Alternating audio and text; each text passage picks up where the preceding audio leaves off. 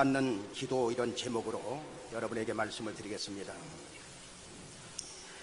제 친구 목사님이 개척을 해서 교회가 부흥이 안 되니까 교회 달세를 내려고 계속해서 저녁에 수원에서 대리운전을 했습니다. 대리운전을 하면서 저에게 목사님 깨달은 게 있습니다. 나는 대리운전을 하면서 몇 년 동안 했는데 사람 같은 사람을 딱 한 사람밖에 못 만났습니다. 궁금해서 그게 무슨 소리냐, 그리고 그 한 사람이 누구냐라고 했더니 그 한 사람이 정근모 박사님이라는 거예요. 여러분 대리운전 할 때 보면 밤에 뭐 수원 같은 데서 술 먹고 막 이렇게 취해서 이런 거 하잖아요. 그러니까 사람을 만나 제대로 못 만나고 그 정근모 박사님을 하나 만났다는 거예요. 그는 원자력 분야의 세계적인 권위자지요. 그가 24살 때 미국 플로리다 대학의 학생들보다 나이가 아주 어린 그런 교수가 되었어요. 우리나라 한국기술원 창립의 공신이며 또 한국의 사랑의 집 지어지기 운동의 그 이사장으로 그 일을 열심히 하고 있습니다.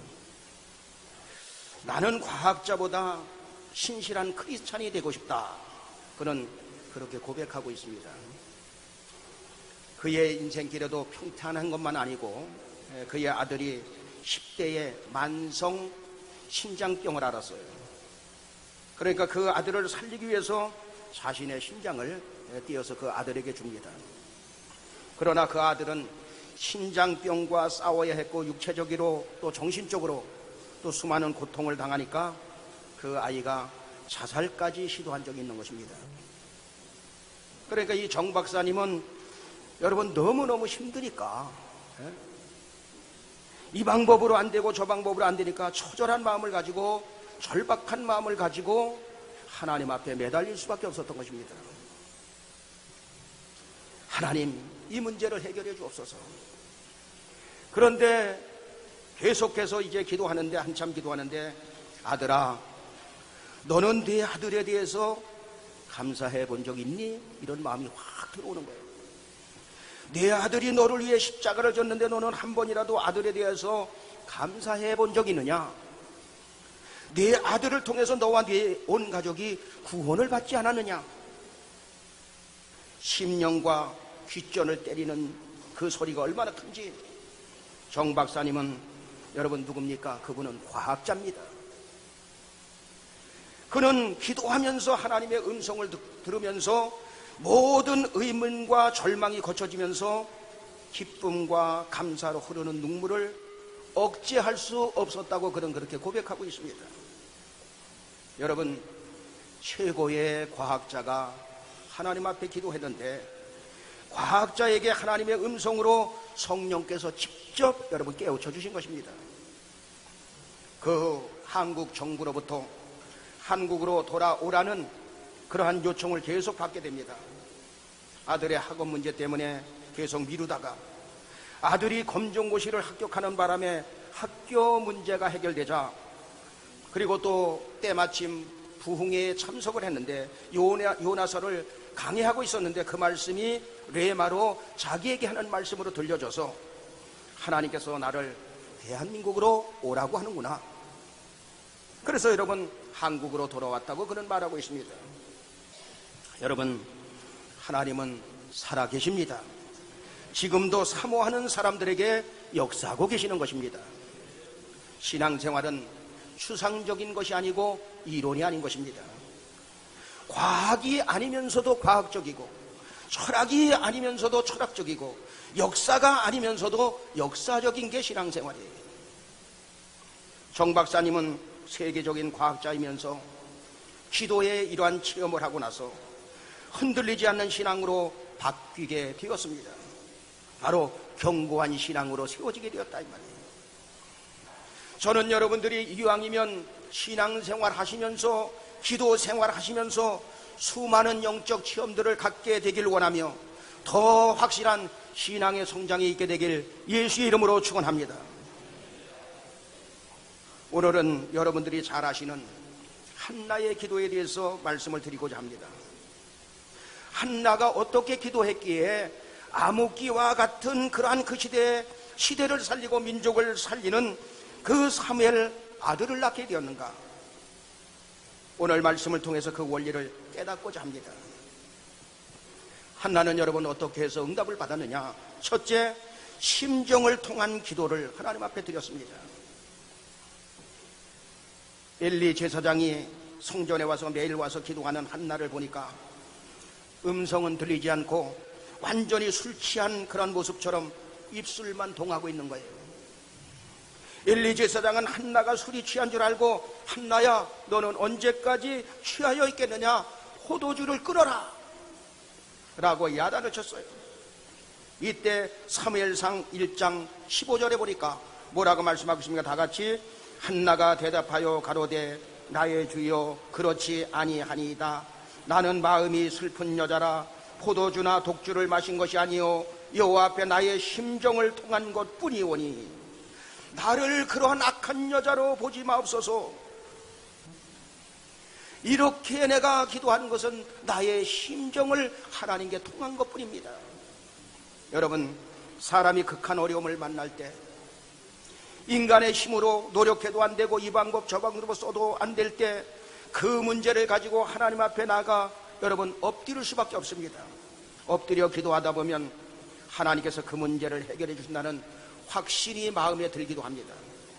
그러면 그 확신이 들 때 울면서 감동을 받고 하나님 나 사이에 여러 가지 그 속에서 은혜를 받게 됩니다. 은혜를 체험하게 됩니다.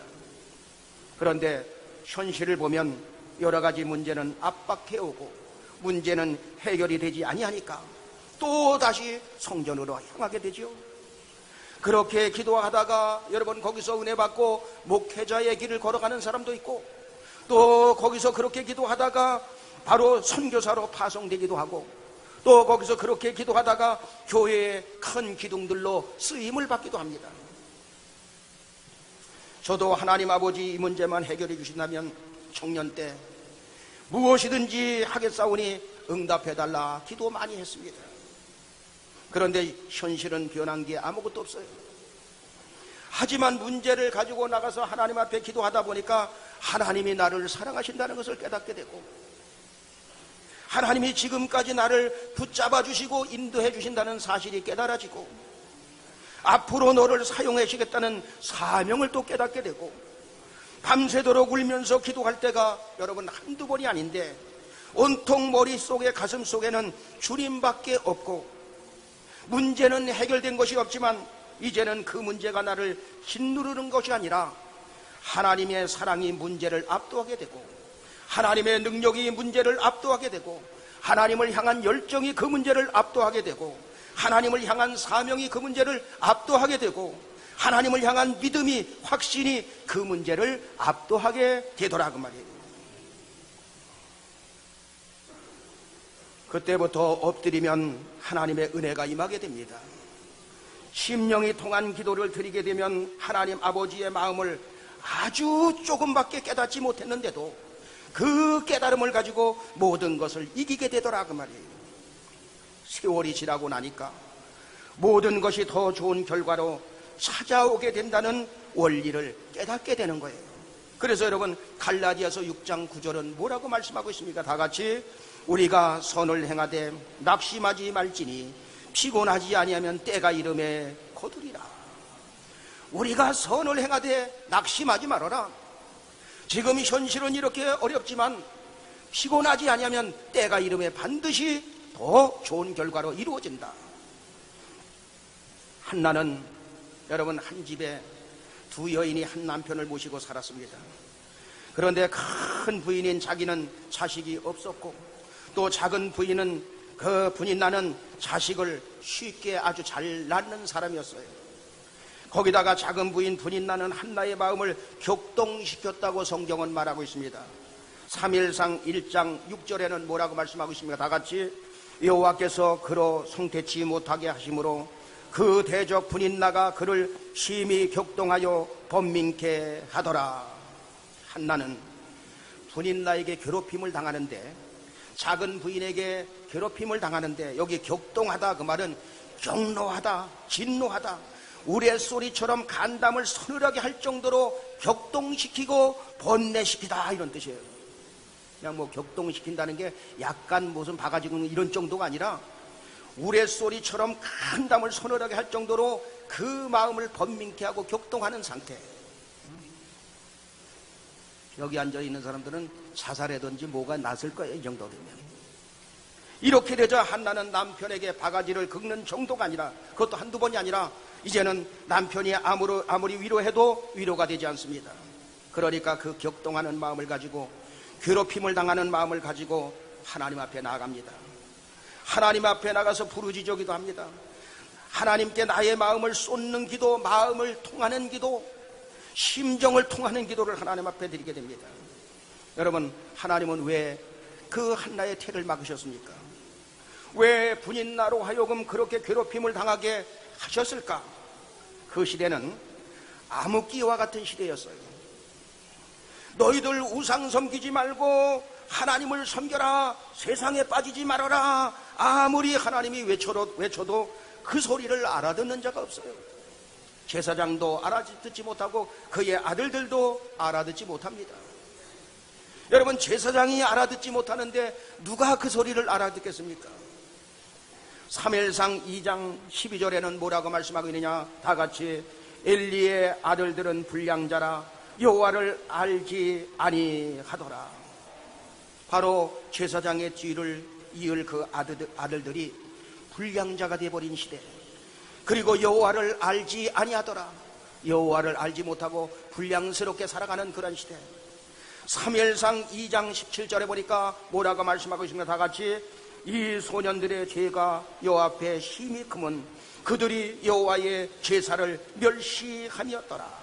여러분, 제사장이 될 아들들이 불량자가 되고 또 제사를 멸시하는, 예배를 멸시하는 그런 시대까지 치달았던 것입니다. 하나님은 이런 현실 속에 한나라는 무명의 여인을 택해서 그의 태를 막고 분인나라는 악한 여자를 붙여서 괴롭히게 함으로 하나님께 심정을 통하는 기도, 모든 것을 쏘아내는 기도를 드리게 해서 하나님의 뜻을 이루고자 했던 것입니다. 여러분, 기도의 자식은 망하지 않습니다. 기도의 자식은 반드시 쓰임을 받게 되는 줄로 믿습니다. 하나님께서 강제로 그러한 환경을 만들어가지고 한나로 하여금 여러분 기도해서 거기서 사무엘이라는 아들이 태어나게 해서 그는 하나님의 음성을 어려서부터 듣게 함으로 다시금 이스라엘을 살려낸 것을 믿으시면 아멘하시기 바랍니다. 여러분, 우리는 살면서 수많은 문제를 만나게 됩니다. 여러분들은 어떤 문제가 있습니까? 이 방법으로 안 되고 저 방법으로 안 됩니까? 주님의 전에 나와 심정을 통하는 기도를 드리시고 마음을 쏟는 기도를 드리심으로 하나님의 큰 뜻을 이루는 여러분 되길 예수 이름으로 축원합니다. 여기에 모인 우리 한번 부르겠습니다.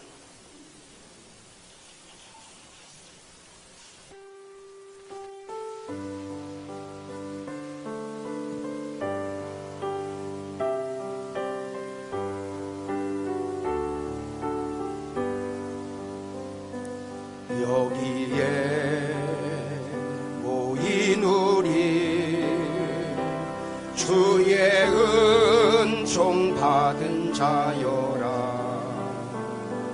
주께서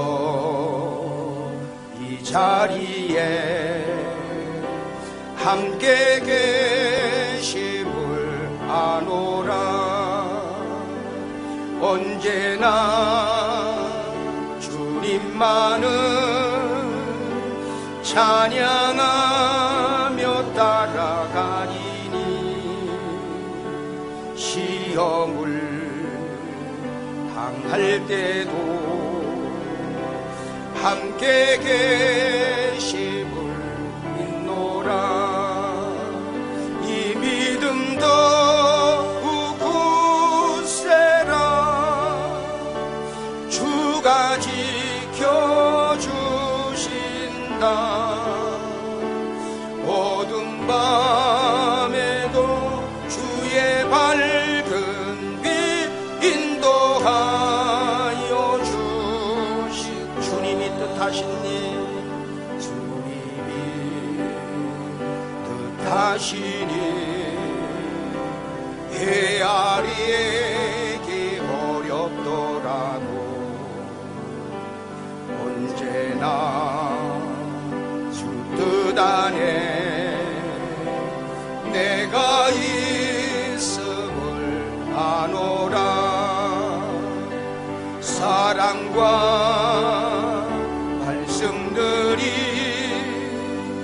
나를 더욱 새롭게 하니 때로는 넘어져도 최후 승리를 믿노라. 이 믿음 더욱 굳세라. 주가 지켜주신다. 어두운 밤에도 주의 밝은 빛 인도하여 주신 3절 여기에 모인 우리 사랑받는 주의 자녀라. 주께서 뜻하신 바 우리 통에 펼치신다. 고통과 슬픔 중에 더욱 주님 의지하오니 어려움 이겨내고 주님 더욱 찬양하라. 이 믿음 더욱 굳세라. 주가 지켜주신다. 어두운 밤에도 주의 밝은 빛 인도하여 주신다. 할렐루야. 응답받는 기도는 어떤 기도냐? 두 번째, 목적이 분명한 기도였어요. 사무엘상 1장 10절에 보니까 다같이 한나가 마음이 괴로워서 여호와께 기도하고 통곡하며, 한나는 음식도 끊었습니다. 한나는 부르짖어 기도했습니다. 울었습니다. 한나는 통곡하였습니다. 이 문제를 해결하지 못한다면 나는 살아갈 수가 없습니다. 한나의 아픔이 깊어지면 깊어질수록 하나님께 매어 달리는 갈망도 깊어져만 가고, 여러분, 두 종류의 사람들이 있습니다. 문제가 왔을 때 괴로워하고 낙심하다가 조금 기도하는 척하다가 끝나는 사람들이 많이 있어요. 혹시 여러분들은 그런 부류의 사람이 아닙니까?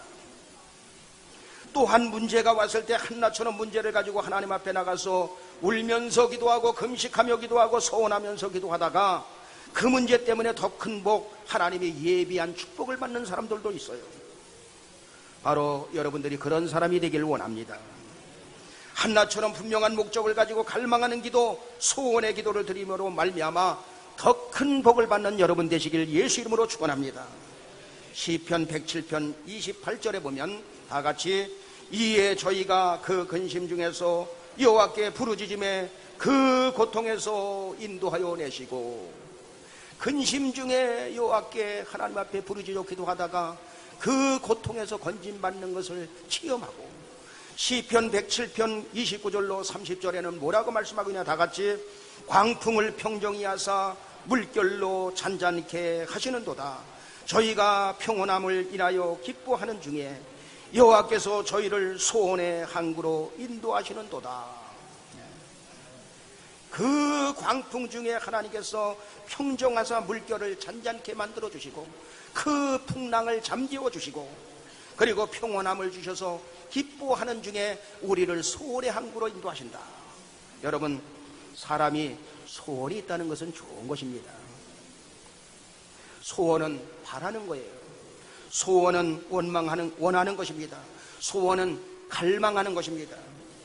소원은 얻고 싶은 마음, 소원은 이루고 싶은 마음, 소원은 응답받고 싶은 마음이에요. 여러분, 소원이 있다는 것은 좋은 것입니다. 소원이 있는 사람은 눈빛이 다르지요. 소원이 강렬한 사람은 걸음걸음이 다릅니다.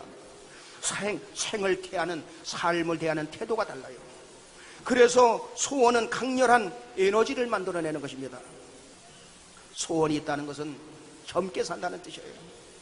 소원은 우리를 움직이게 만들고 모든 어려움을 이길 수 있는 원동력을 만들어내는 거예요. 그래서 빌립보서 2장 13절에는 뭐라고 말씀하고 있냐? 다 같이 너희 안에서 행하시는 이는 하나님이시니 자기의 기쁘신 뜻을 위하여 너희로 소원을 두고 행하게 하시나니. 여러분, 하나님을 사랑하고 하나님 뜻대로 살려고 몸부림치며 기도하고 그러는 사람들에게는 하나님께서 뭘 주시느냐? 소원을, 그 마음속에 소원을 주십니다. 그러면 그 소원을 가지고 하나님 앞에 나가면 그 소원을 반드시 이루어지게 만드는 거예요. 그게 하나님의 방법인 것입니다. 여러분, 목적이 분명한 기도를 하나님께 드리기 시작하면 강렬한 소원이 여기서 일어나기 시작합니다. 불러일으키게 되었어요. 소원은 어쩌다가 한번 생각하고 또 다시 집어치고 다시 생각나고 이러는 게 아니에요. 강렬한 소원이 일어났을 때 여러분, 부르짖는 기도가 나오고, 강렬한 소원이 이루어지면, 여기에 마음속에 생기면 끈기의 기도가 나오고, 그리고 강렬한 소원이 있을 때 금식하며 기도하고, 철야하며 기도하고, 물질을 드리며 기도하고, 잠을 자면서도 기도하고, 걸어다니면서 기도하고, 목적이 분명한 기도를 강렬하게 드리게 되니 하나님은 반드시 응답으로 역사하시고 더 좋은 길로 인도하여 주시는 줄로 믿습니다. 하나님 아버지, 나에게 강렬한 소원이 일어나게 주여 도와주옵소서, 이렇게 기도할 필요가 있어요. 응답받는 기도는 세 번째 어떤 기도냐? 믿음의 기도입니다. 한나는 심령이 통하는 기도를 하나님 앞에 드렸고, 목적이 분명한 기도를 하나님 앞에 드리면서 이번에는 믿음의 기도를 드립니다. 엘리 제사장은 그 당시 영적으로 아주 어두운 제사장, 기도하는 한나를 가리켜서 너 술 취했다 할 정도로다가 여러분 영안이 닫혀진 그러한 사람이었어요. 그런데 제사장이 복을 빌 때, 축복할 때에 그냥 아멘으로 믿어버립니다. 한나는 하나님 앞에 심정이 통하는 기도를 드리고 목적이 분명한 기도를 드리고 있었는데 술 취하였다고 하자 당신의 여종을 악한 여자로 보지 마옵소서. 나의 원통함과 격동함을 인하여 내가 하나님께 심령이 통하는 기도를 드렸을 뿐입니다. 여러분, 엘리 제사장이 얼마나 미안했겠어요. 여러분들이 와서 그냥 심정이 통하는 기도를 하나님 앞에 간절히 기도를 드리고 있는데, 김집사 제가 와가지고 왜 술 먹고 여기 와서 그래나 그래봐요. 얼마나 기분이 나쁘겠어요. 엘리 제사장은 얼마나 민망하였는지, 기도하는 사람에게 술 끊으라 야단쳤으니 사무엘상 1장 17절에 그를 축복합니다. 다 같이 엘리가 대답하여 가로되 평안히 가라. 이스라엘의 하나님이 너의 기도하여 구한 것을 허락하시기를 원하노라. 엘리 제사장이 대답하여 가로되 평안히 가라. 이스라엘의 하나님이 너의 기도하여 구한 것을 허락하시기를 원하노라. 엘리가 이렇게 축복하니까 그냥 그대로 아멘으로 받아버려요. 사무엘상 1장 18절에 뭐라고 말씀하고 있으면 다 같이 가로되 당신의 여종이 당신께 은혜 있기를 원하나이다 하고 가서 먹고 얼굴에 다시는 수색이 없으니라. 그 엘리 제사장이 축복 기도를 하니까, 그대로 이루어지기를 원하노라 하니까 아멘, 그리고 받아들이고, 그리고 가서 먹고 얼굴에 다시기 수색이 없었더라. 그냥 받은 줄로 믿어버린 거예요. 할렐루야. 신약성경 마가복음 11장 24절은 그렇게 말합니다. 다 같이 그러므로 내가 너희에게 말하노니 무엇이든지 기도하고 구하는 것은 받은 줄로 믿으라. 그리하면 너희에게 그대로 되리라. 정리하겠습니다.